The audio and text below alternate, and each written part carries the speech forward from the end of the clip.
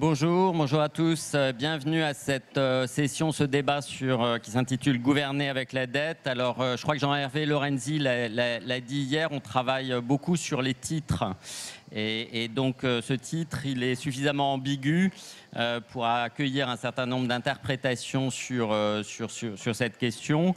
La dette, c'est à la fois choisir, financer des investissements, des dépenses publiques, des investissements qui sont évidemment la contrepartie d'actifs dans le futur, en particulier si on pense à l'investissement dans la transition climatique et qu'on laissera aux générations futures. Donc de ce point de vue, la dette, c'est aussi quelque chose qui est positif et il ne faut pas en voir que l'aspect négatif.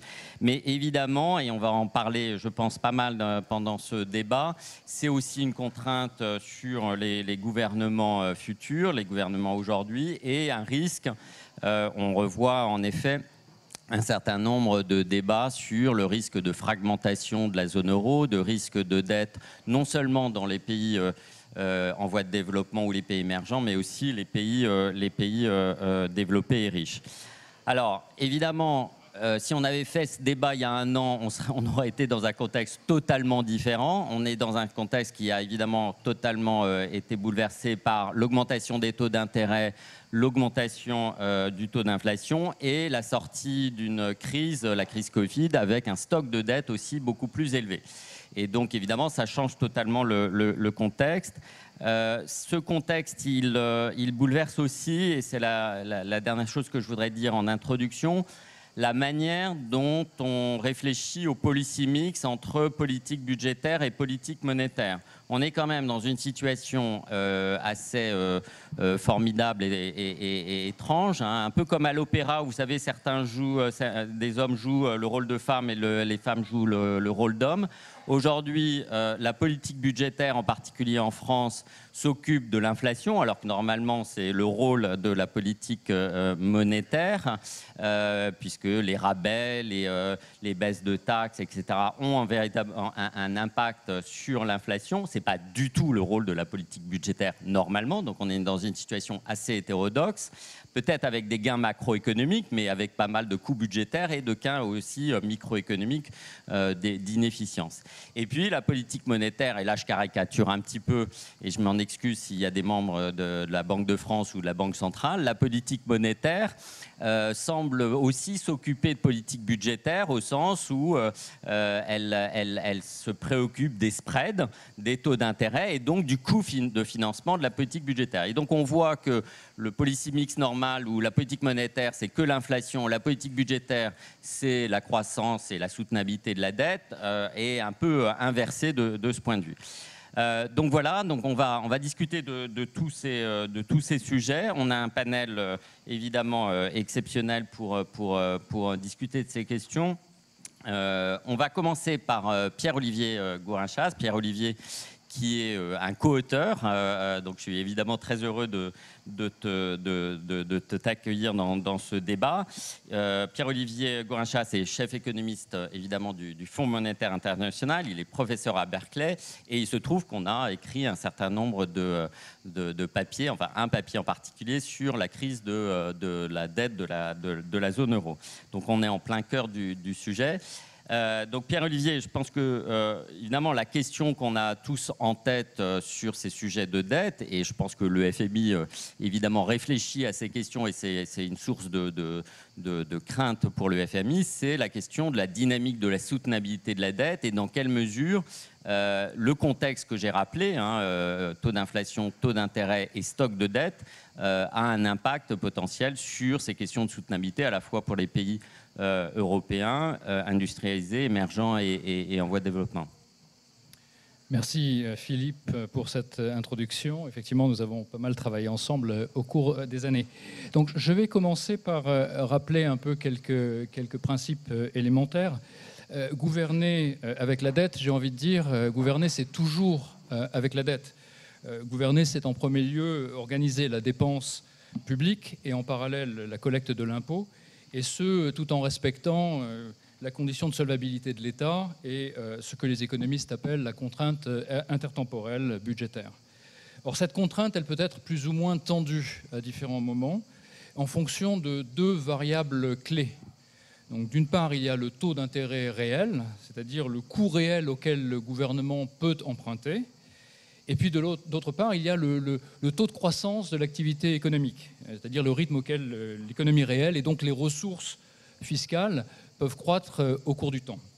Alors, pour faire simple, lorsque le taux auquel l'État emprunte est supérieur au taux de croissance, ce qui est une situation assez courante, le poids de la dette passée vient peser lourdement sur les recettes budgétaires et réduit la place des dépenses publiques. Lorsqu'au contraire, le taux auquel l'État emprunte est inférieur au taux de croissance, alors on a la situation inverse et le poids de la dette passée n'est plus aussi important. Il a même tendance à s'amenuiser de lui-même au cours du temps, simplement car la croissance est suffisante. Alors cela ne veut pas dire qu'il n'y a plus de contraintes budgétaires, contrairement à ce que certains voudraient peut-être nous faire croire, mais simplement que cette contrainte est allégée et elle permet de supporter un endettement plus élevé à moindre coût. Alors si on revient sur ce qui s'est passé dans les 40 dernières années, ce qu'on a observé au cours des 40 dernières années, c'est une baisse tendancielle de ce taux d'intérêt réel, c'est-à-dire du coût auquel les États peuvent emprunter. Alors dans les pays, les économies avancées principalement, les pays émergents et les pays en voie de développement, c'est une situation un peu différente. Alors les raisons en sont multiples, ce sont des raisons structurelles. Il y a un vieillissement démographique, il y a aussi un ralentissement technologique, il y a une forte demande d'épargne qui vient justement du reste du monde, des pays émergents. Tous ces facteurs ont contribué à faire baisser le coût réel de la dette. Et donc, au cours de ces 40 dernières années, il a été possible, du point de vue budgétaire, et même plus facile, de s'endetter. Dans le même temps, cette baisse des taux d'intérêt réels, elle est venue contraindre les politiques monétaires. Il y a les politiques monétaires qui ajustent les taux directeurs, avaient moins de marge à la baisse lorsqu'on pouvait être confronté à une situation de crise, comme lorsqu'au moment de la crise financière de 2008 ou lorsque on a eu la crise du Covid, etc. Donc on avait une période pendant laquelle l'espace monétaire s'est restreint et l'espace budgétaire s'est accru. Alors il s'est évidemment passé ce qui devait se passer, c'est-à-dire que les États se sont appuyés plus largement sur la politique budgétaire, à la fois pour des raisons de cycle, et se sont aussi endettés plus. Or, à quoi assistons-nous depuis un an environ?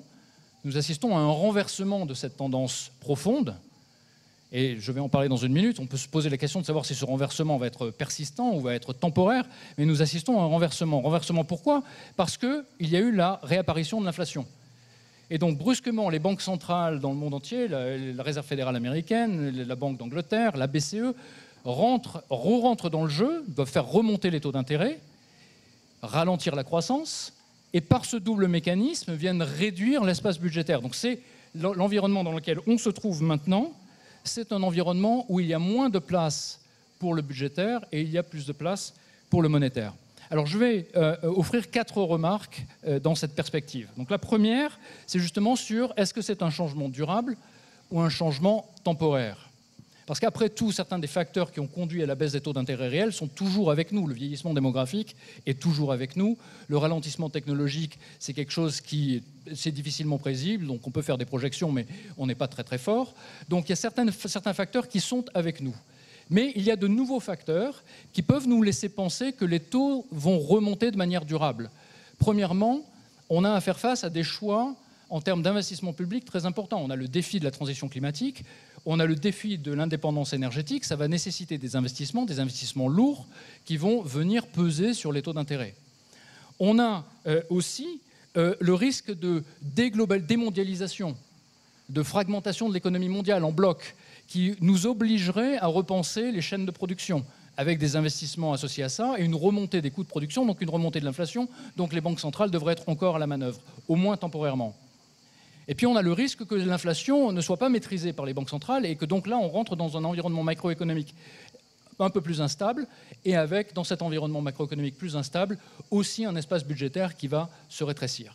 Donc ça, c'est mon premier point. On peut penser qu'il faut se positionner par rapport à l'évolution de ces taux d'intérêt réels. Si c'est purement transitoire, eh bien on fait le gros dos et on va revenir à des taux réels faibles dans lesquels les pays vont pouvoir soutenir une dette plus importante.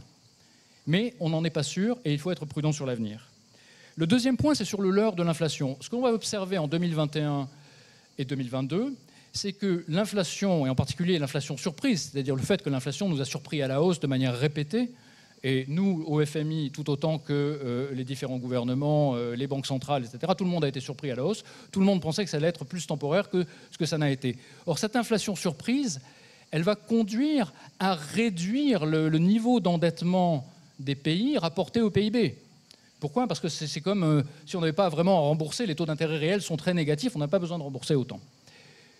Donc ça, c'est une bonne nouvelle pour les finances publiques. Dans le même temps, cette inflation surprise, qu'est-ce qu'elle a fait ? Comme vous le savez tous, elle est venue éroder le pouvoir d'achat des ménages. Et donc il y a une première impulsion qui va être « Ah, les finances publiques se sont améliorées, essayons d'utiliser cette marge pour venir soutenir les ménages, soutenir l'activité de manière plus générale. » Or c'est dangereux, parce qu'on est dans un contexte justement où il faut être prudent sur les dynamiques d'inflation à venir, qui vont se répercuter sur les coûts de financement des États, qui nécessitent un durcissement des politiques monétaires. Et donc il faut faire attention à ne pas avoir une politique budgétaire et une politique monétaire qui vont tirer à U et à dia, qui vont aller dans des directions opposées. Et malheureusement, c'est un petit peu ce qu'on voit dans le contexte européen, et pas que dans le contexte européen par ailleurs. Troisième point, c'est le problème de la dette dans la zone euro. Alors, le problème de la dette dans la zone euro est particulier parce qu'il y a une seule monnaie, il y a tous les membres de la zone euro ont leur dynamique budgétaire, et le ralentissement de l'activité liée à la guerre en Ukraine, la remontée des taux qui va être nécessaire pour contrer les pressions inflationnistes, tout ça va venir peser sur la dynamique des finances publiques. Et dans ce contexte, on le voit bien, et Philippe l'a évoqué, il y a la perspective d'une remontée des spreads, donc l'écart de taux entre certains pays, plus périphériques peut-être, ou des pays avec des niveaux d'endettement très élevés, par rapport à des pays qui ont des finances publiques un peu plus stabilisées. Et donc ça met en place, ce qui intervient à ce moment-là, c'est la possibilité d'une crise de liquidité, c'est-à-dire que les marchés commencent à s'interroger sur la capacité des pays à soutenir leurs finances publiques, commencent à demander des taux d'intérêt plus élevés, ce qui vient évidemment ralentir ou aggraver encore plus la situation des finances publiques, et ensuite vient donc conduire à une situation où on pourrait avoir une crise. Et donc on voit bien que la BCE, la Banque Centrale Européenne, essaie de se positionner par rapport à ça pour contrer ce risque. Mais comme l'a mentionné Philippe, c'est un exercice très délicat parce qu'il faut faire la part de ce qui est de la politique budgétaire et ce qui est de la politique monétaire. Dernier point, parce qu'on me fait signe de m'arrêter, et donc je ne veux pas abuser. Il y a une contrainte budgétaire. Il y a une contrainte budgétaire aussi qui s'applique. Les pays émergents, on va pouvoir en reparler, d'autres intervenants vont contribuer sur ce point-là. Sur les pays émergents, ce qui est très clair, c'est que la situation est aussi en train de devenir très difficile, en particulier pour les pays qui ne sont pas des exportateurs de matières premières, qui souffrent de manière très importante en ce moment, resserrement des taux, inflation importée, dépréciation de leur monnaie, et on peut envisager qu'un certain nombre d'entre eux devront penser les conditions d'une restructuration de leur dette publique dans les mois et années à venir. Je m'arrête là. Merci. Merci. Alors je vais passer la parole à Olivier Klein. Vous êtes directeur général de la BRED et professeur à HEC. Vous êtes spécialiste des questions monétaires et financières. Et vous venez de publier un livre qui s'appelle « Crise et mutation, petite leçon bancaire ». Et si j'ai bien compris, vous allez le signer tout à l'heure à 15h à la librairie. Donc, je reviens un peu sur le contexte parce que je pense que c'est important de revoir. Est-ce que vous êtes d'accord avec l'analyse que vient de faire Pierre-Olivier sur l'impact de l'inflation, des taux d'intérêt et du stock de la dette sur justement ces questions de soutenabilité, à la fois d'un point de vue public, mais évidemment vous êtes bien placé aussi sur la question des dettes privées? Merci Philippe. Oui, je suis d'accord avec ce qui a été dit. Je vais prendre quelques angles.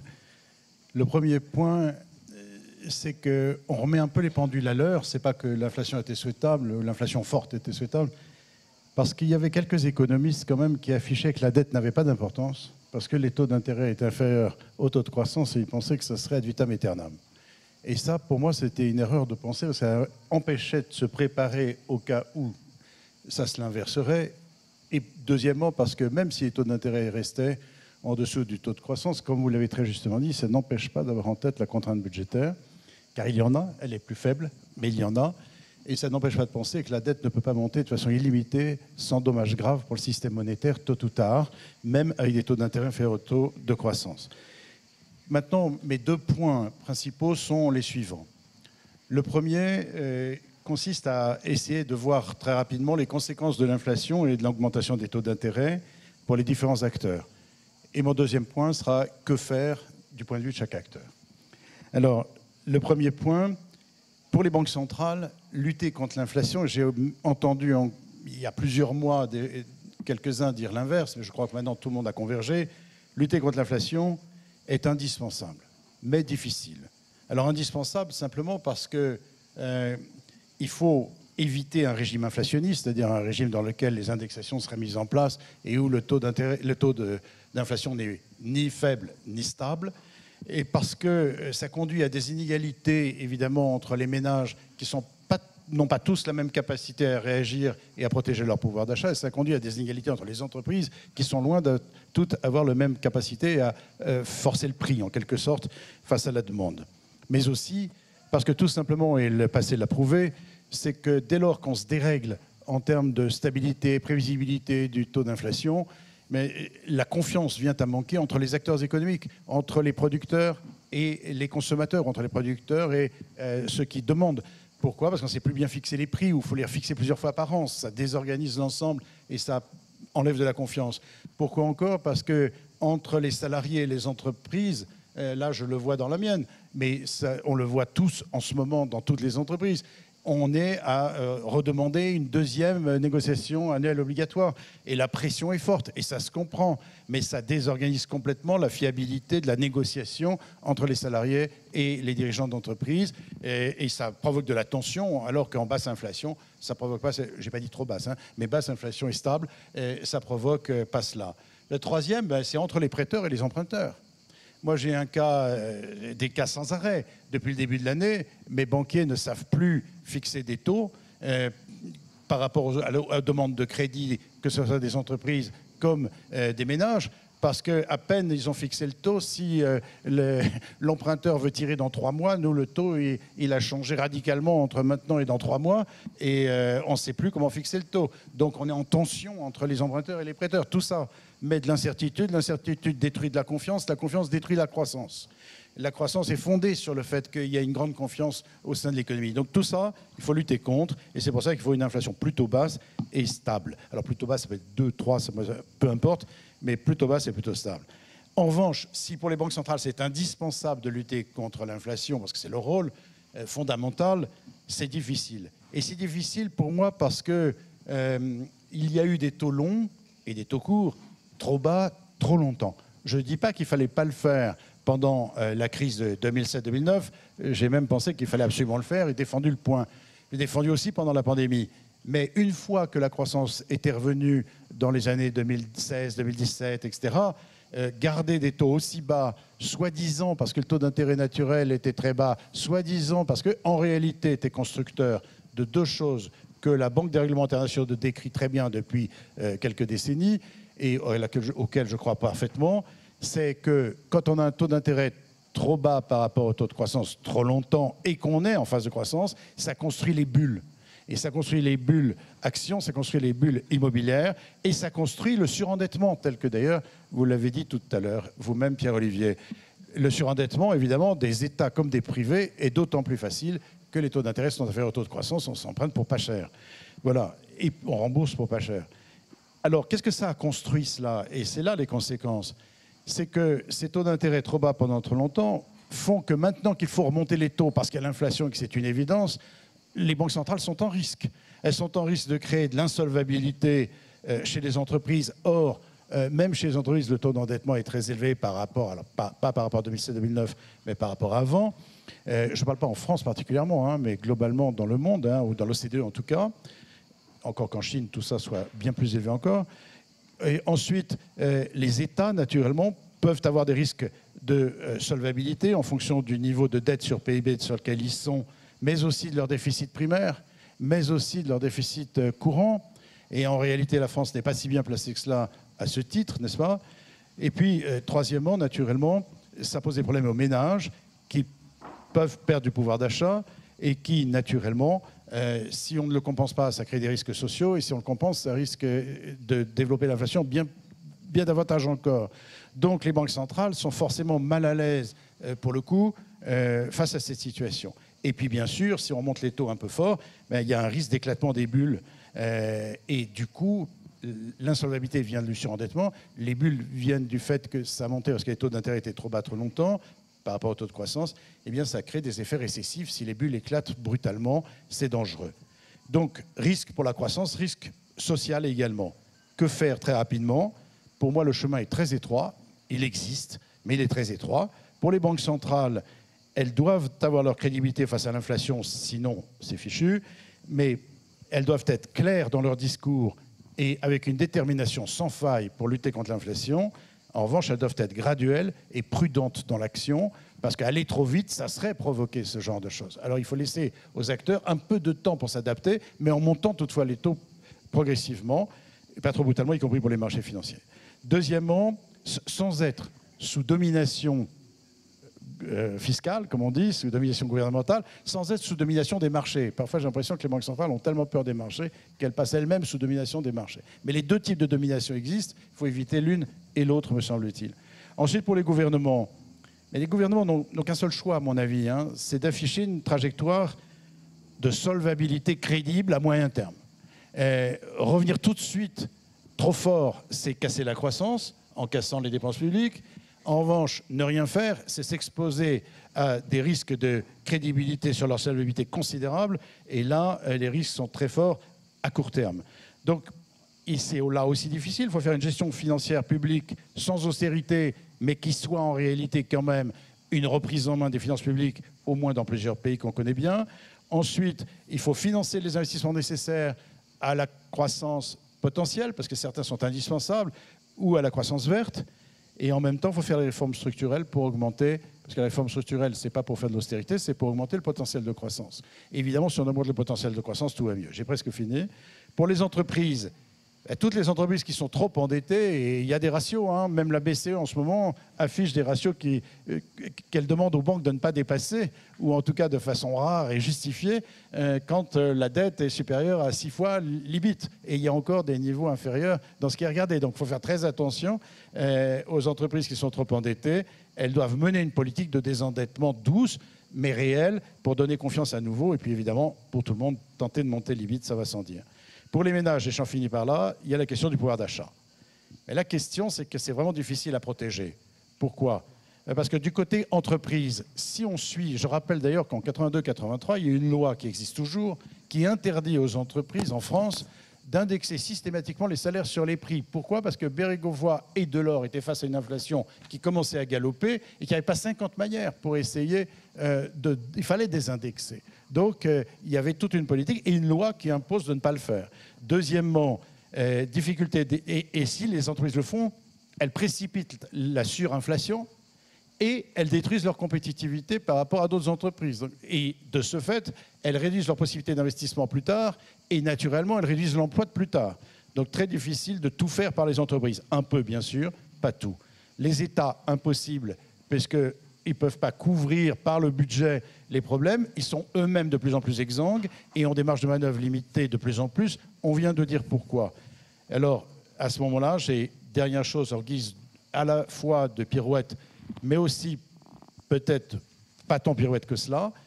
On est dans cette situation particulière où on doit réduire l'inflation, on doit protéger le pouvoir d'achat et on a une pénurie de travail considérable car la plupart des entreprises, pas seulement en France, manquent de gens.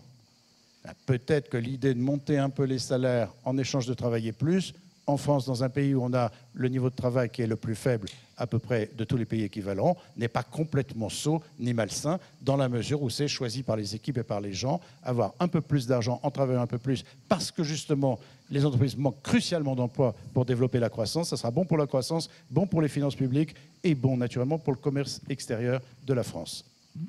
Merci.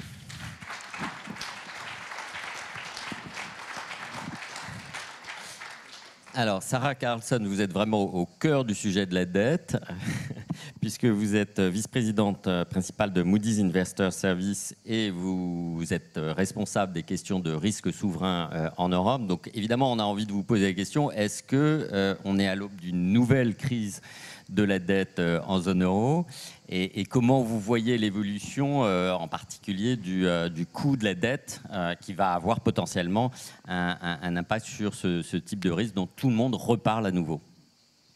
Merci. Moody's note la dette des souverains et donc il n'est pas surprenant que l'importance de l'encours de la dette et son évolution prévisible soient des facteurs clés dans notre analyse.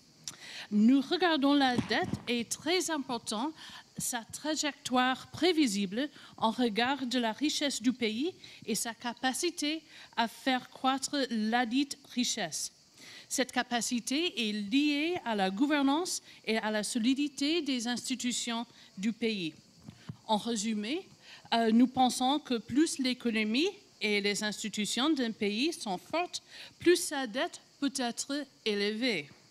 J'insiste sur le fait que le coût de la dette est au moins aussi important que l'encours de la dette.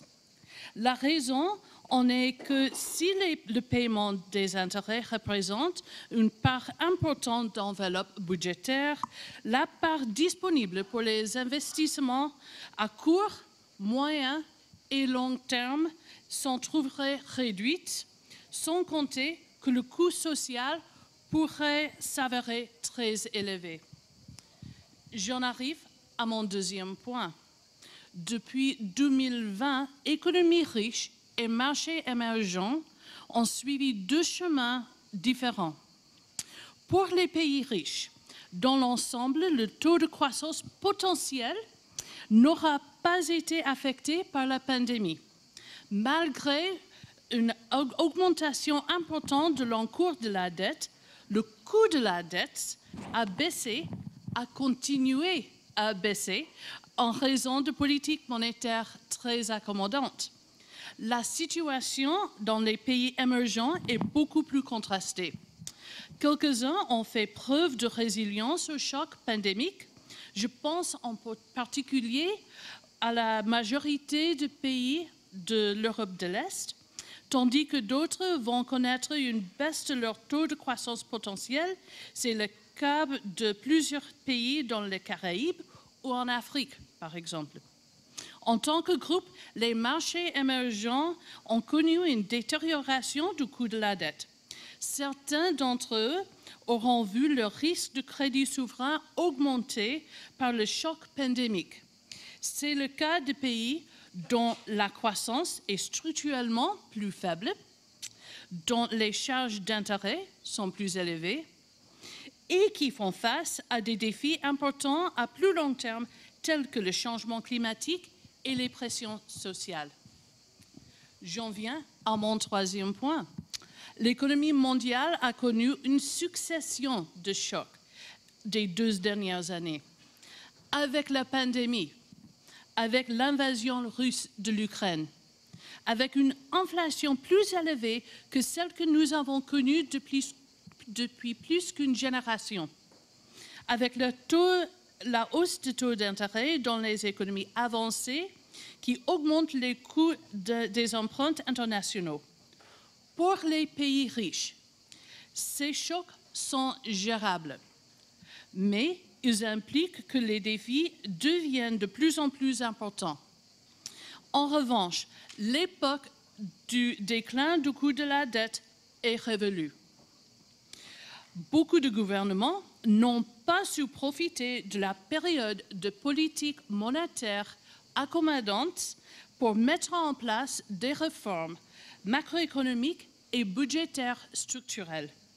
La conséquence est que certains gouvernements seront confrontés à des choix politiques encore plus difficiles qu'il y a 4 ans.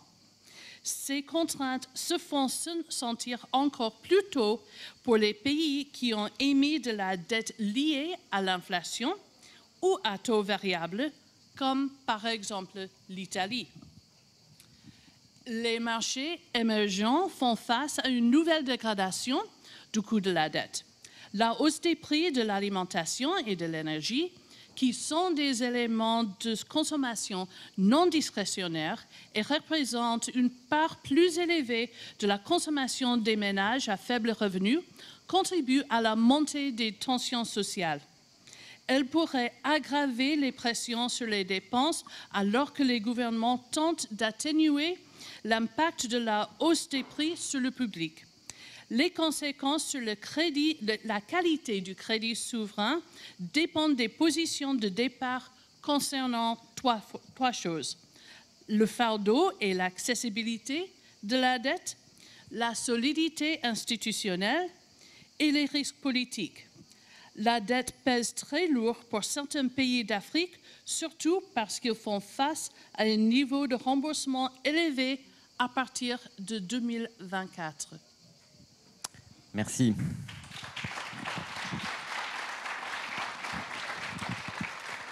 Alors, il n'y a pas que l'Italie d'ailleurs qui a de la dette indexée sur l'inflation. La France aussi en a, je crois, 10%. Oui, 10% c'est ça, à peu près. France. Donc, oui.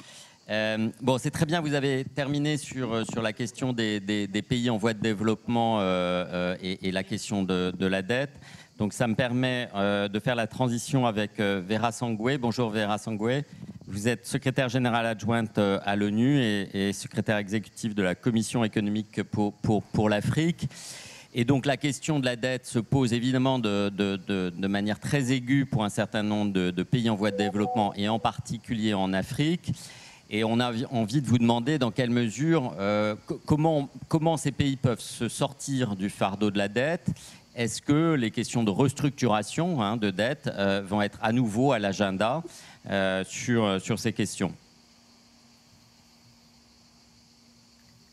Yes, please. Thank you. Thank you very much. It's a pleasure to be with you today. I am in Addis Ababa where the temperature is half what it is out there. I think you guys are at 30 and we're at 18. So you see me drinking tea while I see Philippe is in an open shirt. So I should have been there with you. I'm sorry I'm not. Let me focus maybe on three things. I think as all the panelists have said, the two Oliviers, you know, we are living through a huge turn around in overall policies, fiscal policy, monetary policy, but most importantly, structural policies and reforms. I think one of the things we have seen, and I think it was Olivier Blanchard 2 or 3 years ago who said that, you know, interest rates were so low, the developed world could, you know, just borrow its debt crisis and towards growth. In the meantime, what we had in the last 10 years is the emerging markets and Africa in particular needing to borrow for investments, but just basic investments, energy, roads, education, digitization. But already we were borrowing, as was already said, at pretty high rates, right? We were going to the markets. So if you take Italy, for example, at 150% debt to GDP levels, but going to the markets at less than 100 basis points, compared to a good performer like Egypt, which was going to the market already at 500 basis points. So already this, what I call dynamic divergence, it was huge divergence in macroeconomic performance, macroeconomic policies, and the cost of debt. So even as our macroeconomic policies were strong, the cost of our debt was still very high. And we've been engaging a lot with Moody's to see, you know, what can we do to reduce the cost of debt? Now, of course, we have, on top of that, the addition of imported inflation. So what we have is, even again, as countries have tried to keep their macroeconomic performance in balance, their monetary policy in balance, and Africa has actually and essentially, particularly if you look at the BCAO region, monetary policy was geared towards growth, keeping inflation low at about 3%, more or less, but really trying to ensure that we could support growth of the economies on the continent. But what we have now is this imported inflation, which is making life a little bit more difficult. As was said, the inflation is having a double impact. Compared to Europe or the United States, where, you know, the food prices are only 10% of the inflation basket, in over 35% of the African countries, food prices or basic commodities are about 40% of our consumption basket. So you can just, and then of course we are now in a health and pandemic situation, you add another 25% to that basket, and you begin to see the kinds of tightness that consumers, households are going through today, because all of a sudden their disposable income has been taken away by almost 60% from food and health consumption services. So governments need additional liquidity. Additional liquidity means going back to borrow resources and or go to the IMF, go to the World Bank for... Le FMI. Et ce qui est intéressant aussi, c'est ce que nous appelons aussi les ressources pour le monde en voie de développement. C'est toujours plus cher que ce que nous avions avec l'Italie, l'Espagne, et le Portugal, l'Europe, parce qu'ils ont la BCE derrière eux, qui peuvent garantir que même avec les marchés qui sont plutôt faibles, on peut tous être d'accord là-dessus, ils peuvent accéder à des ressources moins onéreuses. Et là, qu'est-ce qu'on voit sur le continent? On voit maintenant le ratio de la dette par rapport au PIB n'est pas aussi élevé qu'en Europe, mais il faut quand même resserrer l'espace fiscal. Ça signifie que les taux vont augmenter, comme en Nigeria, par exemple. Le Nigeria a un ratio de 20% de dette par rapport au PIB, mais les paiements sont 30% de son budget de dépenses. Donc, il n'y a plus d'espace. Donc, par exemple, avec la guerre en Ukraine et le fait qu'il a fallu augmenter les subventions pour l'hydrocarbure, pour les denrées alimentaires, forcément, ça ne peut pas augmenter. Donc, on voit qu'il y a un problème de liquidité qui s'accélère et qui peut entraîner une insolvabilité. Et l'on doit trouver un moyen de traiter ce problème. Dans la plupart des pays africains, ils n'ont pas, en fait, une banque centrale forte. On a certaines banques en Afrique centrale, mais la plupart des pays n'ont pas ça. Donc, qu'est-ce que nous pouvons faire? Quand j'écoute, en fait, les Européens aujourd'hui, j'ai le sentiment qu'il y a quelque chose de positif qui sort de cette conversation, en fait. Que les Europes rentrent dans une ère où nous avons été pays en voie de développement pendant des années et des années. Parce qu'il y a, en fait, une liquidité excessive qui a commencé en 2008, qui a accéléré, bien sûr, en 2020, parce que on a surcaractérisé en fait la réponse à la crise et maintenant il faut trouver quelque chose et traiter le problème de la liquidité. Malheureusement, quand on a trop de liquidité à l'ouest et on n'en a pas assez dans le sud. Et donc, il faut essayer de trouver un bon équilibre des deux côtés. Ça, sinon, ça ne fonctionnera pas. Il faut voir comment on peut avoir une convergence de politique. En 2008, on parlait de nouvelles politiques fiscales et monétaires, un petit peu qui sortent des clous. Et je pense que c'est ça que nous devons faire. Et un autre point que je voulais mentionner, c'était ce que Olivier disait en termes de marché interne. Je pense que c'est très important. Pour nous, il faut que nous revenions à des équilibres monétaires. Notamment, il faut regarder le marché de l'emploi, pas seulement à l'ouest, mais aussi dans le sud émergent. Parce qu'à ce moment-là, nous serons en mesure de trouver un bon niveau pour ces marchés, de trouver un bon équilibre. Parce que sinon, nous ne pourrions pas revenir à une stabilité macroéconomique et à la croissance que nous avons pu expérimenter ces 10 dernières années. Merci.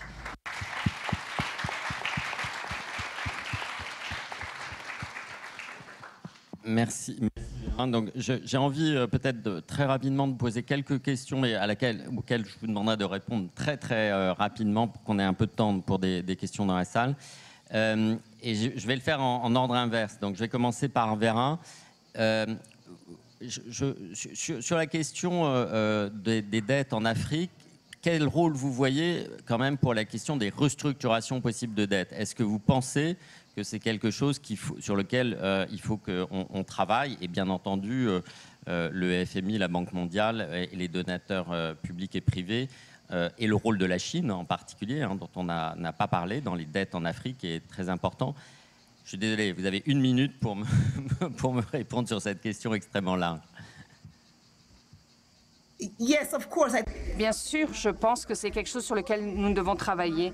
Par exemple, le problème, c'est que le cadre général commun ne fonctionne pas. On a travaillé pendant 1 an et demi sur un même cadre commun et ça ne fonctionne pas. Ce dont on a besoin, c'est de la liquidité pour qu'on puisse avoir un peu plus de temps, pour que le FMI, les Chinois, la Banque mondiale puissent se réunir à une même table et trouver une restructuration, un moyen de restructurer la dette. Et pas seulement pour les pays à faible revenu, mais l'Italie peut-être a besoin aussi d'un nouveau cadre de la dette. Donc, on a besoin de s'asseoir à la même table et pour faire en sorte qu'entre-temps, on puisse avoir aussi un panier pour les droits spéciaux. Il y a 2 choses que l'on peut faire pour avoir la liquidité immédiate. C'est les nouveaux droits de tirage spéciaux et aussi des initiatives de suspension qui sont des bonnes initiatives pour le RG20. Et je pense qu'on doit continuer comme ça. Merci beaucoup. Sarah? Vous n'allez pas me répondre sur la question est-ce qu'il va y avoir une crise de la dette de la zone euro, donc je vais vous la reposer d'une autre manière. Est-ce que par rapport à la situation de 2011-2012, où on a eu une crise de la dette de la zone euro, dans quelle mesure on est dans une situation très différente aujourd'hui? Je vais répondre en une minute. Anglais. Et en une minute et en Excusez-moi. anglais. Je pense qu'il y a des différences importantes entre la dette souveraine européenne aujourd'hui et la situation d'aujourd'hui. Oui, les niveaux de la dette sont plus élevés, mais il y a deux forces importantes que nous n'avions pas auparavant, que vous n'aviez pas auparavant. Il y a une crise différente, les outils pour se battre sont différents, il n'y avait pas l'ISM, le FISF, différentes approches. Des outils de politique monétaire innovateurs. Il y a des choses qu'on n'a pas du tout mentionnées aujourd'hui, notamment le secteur bancaire. Il est beaucoup plus fort en Europe actuellement que ce n'était le cas avant la crise de la dette souveraine. Et ça, c'est très important. Je pense qu'il y a un sujet aussi qui est très important et personne n'en a parlé. Je suis très surprise à ce sujet, donc je vais prendre la liberté de mettre ça sur la table. C'est les règles budgétaires. Parce qu'il y a eu des changements qui ont été opérés dans les règles budgétaires européennes après la crise. Ça, c'est un sujet qui revient encore et encore sur la table. L'union monétaire était hétérogène et l'existence de ces règles budgétaires était importante. Pas seulement parce que il fallait avoir une prévisibilité, mais aussi parce que ces règles permettaient de réduire cette hétérogénéité qui était fondamentale et qui était en fait sa plus grande faiblesse dans la zone euro. Merci. Il y a une question qui m'est posée sur la tablette et que je vais adresser à Olivier. Pour que la dette soit soutenable, il faut qu'on ait de la croissance.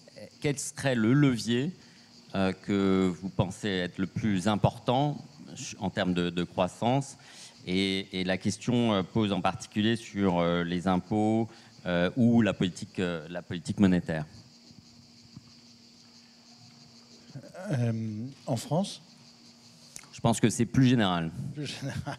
La question est posée en anglais, donc je pense que c'est plus général que la France. Une minute.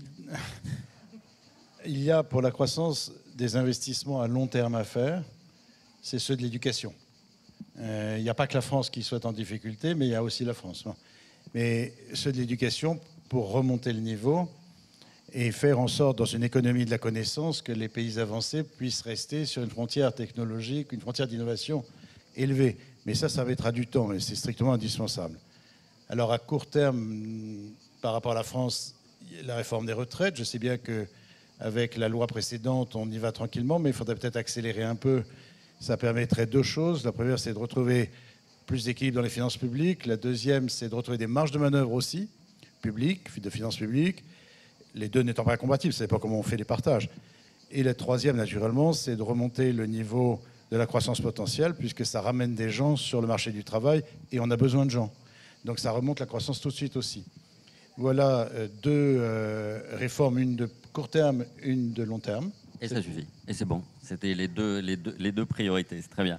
Alors, Pierre-Olivier, tu as une question sur la manière dont le FMI se positionne par rapport à la question du financement par la dette ou potentiellement par d'autres moyens, en particulier la monnaie hélicoptère, sur l'économie verte et sur la transition. Je crois que alors, en une minute, je réponds à la question. Mais vraiment une minute. La transition climatique est absolument nécessaire, indispensable. Il faut trouver les moyens de le financer. Je pense que du point de vue du FMI, il est très clair que le financement de la croissance verte doit venir en partie aussi de la mise en place de nouvelles sources de financement de cette transition qui appuie la transition verte. Et là, très clairement, ce que je veux dire, c'est la tarification carbone. La tarification carbone est un élément essentiel qui n'est pas très populaire, mais qui est un élément essentiel et indispensable pour la transition climatique. C'est une source de recettes budgétaires dont une partie peut être redistribuée pour évidemment protéger les ménages vulnérables, les secteurs les plus vulnérables à l'augmentation des énergies carbonées, et dont une partie peut être réinvestie dans justement la transition vers les énergies renouvelables, les énergies décarbonées. Donc là, c'est très clair que le financement de la transition va se faire en partie aussi avec des ressources budgétaires nouvelles. D'accord, merci. Alors, on a un tout petit peu de temps et je vois qu'il y a pas mal de t-shirts bleus, donc je voudrais leur donner la parole. S'il y a une question dans la salle, on a 2 minutes. Allez-y, allez-y. Vous avez un micro, voilà, il arrive.